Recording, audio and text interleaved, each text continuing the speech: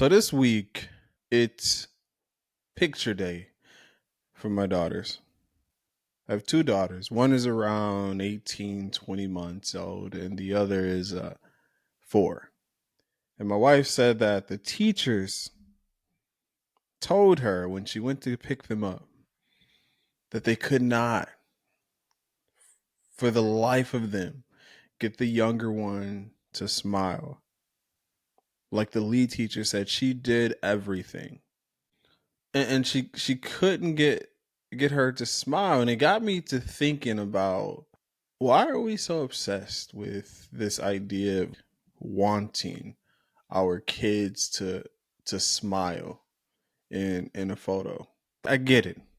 You pay a lot of money for these pictures and you want it to represent the best version of yourself or your child when they're taking these photos, because of course you're going to take this photo and you're going to share it out to family and friends and everyone. They're going to say, "Oh, such and such is so cute." But honestly, like why is the expectation to smile when the real purpose of a picture is to capture a moment in time, right? You freeze it. And maybe you're not happy in that moment. And then I started thinking about myself and this idea of capturing or snapping a photo of myself at the various ages, because that is another component of this, right? When we do school pictures for our kids, we create this archive that sort of indexes what they looked like or who they were or how tall they were at these various ages.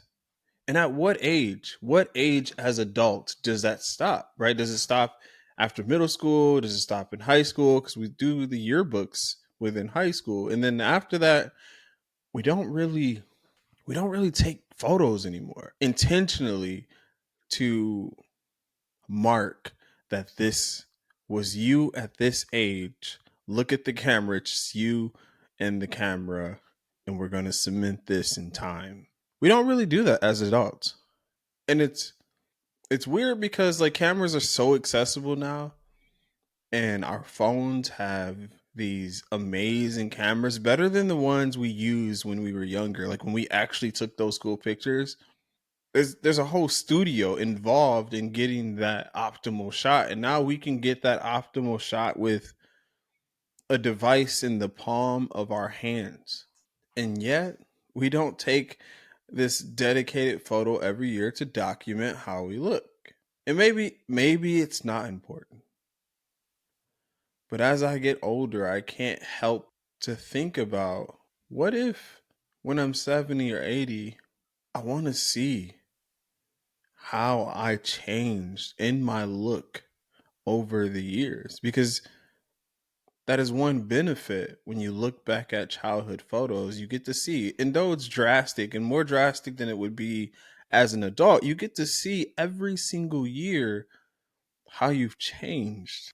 And I think it would be really cool to look back at pictures of you that were intentionally taken for this purpose, right? Like we take pictures throughout the year, but how many of us take pictures that are intentionally meant to capture this moment in time of how you look at this age? Like, I want to know things like, did my beard start turning gray?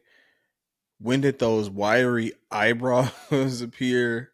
At what rate is my ears growing? I think it's interesting to have this visual record. It's such a simple thing, right? Just take a picture on your birthday or any other day with the intention of capturing how you look at that age. Like the ear thing. Hear me out. If you look at pictures of an older man when he was younger, you can visually see. I don't know why this is a man thing. I'm pretty sure with women as well, but definitely with men. Like I think what brings this up is I saw a picture of uh who was it? Al Pacino, Yeah, Al Pacino. Like younger younger Al Pacino's ears versus older Al Pacino's ears. And you see they've increased in size. And I don't even know if this is like, because I've not fact checked this or if this is scientifically proven, but I think like the body is adapting. And as you age, your hearing gets worse. And so, as an adaptation, the ears decide to grow bigger so that they can hear better. Or science, right? And I would like to have a visual way to see that. Like I want to have a visual record of indexing how much my ears are growing throughout the years. Like, is it centimeters? Is it inches? Inches would be wild, but right. I want to be able to see the subtle things like that. I think it'd be cool. And now I look back and I think about all the years I've missed. And again, I'm sure I've taken pictures every year, but not with this intention. Until maybe, maybe not this year, but because I want it to be the same time. So maybe next year, when I turn 40, on my 40th birthday, I'm going to take a selfie. And then every year afterwards, I'm going to have this archive because I want to see how I evolve over time.